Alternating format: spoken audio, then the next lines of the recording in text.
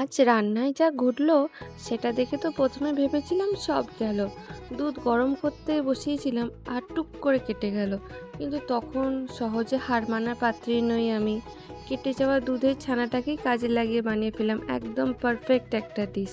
ছানার কোফতা স্বাদ এতটাই লাজবাব হয়েছে যে বাড়ির সবাই এক প্লেট নিমেষে খালি করে দিয়েছে।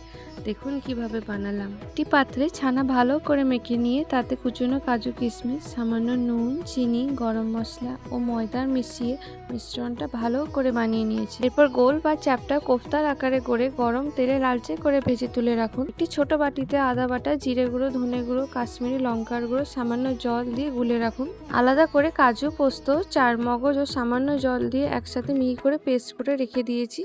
কড়াইয়ের তেলে সামান্য কাসুরি মেথির ফোড়ন দিয়ে তারপর গুলে রাখা মশলা মিশ্রণটি ঢেলে কষিয়ে নেব। মশলা থেকে তেল ছাড়তে শুরু করলে কাজু পোস্তর পেস্ট আর পরিমাণ মতো জল দিয়ে ভালো করে ফুটতে দেব। স্বাদ মতো নুন আর চিনি দেব। গ্রেভি ঘন হয়ে এলে ভেজে রাখা কোফতাগুলো দিয়ে হালকা আঁচে 1 থেকে 2 মিনিট ফুটিয়ে উপর থেকে সামান্য গরম মশলা ছড়িয়ে নামিয়ে গরম গরম পরিবেশন করলাম। কেমন লাগলো কেটে যাওয়া দুধ দিয়ে তৈরি আজকের এই চটজলদি রেসিপি? অবশ্যই ঘরে ট্রাই করবেন আর ভালো লাগলে লাইক ও শেয়ার করতে একদম ভুলবেন না। আর দারুণ খেতে হয়। আজ তবে আসি, দেখা হবে পরের ভিডিওতে।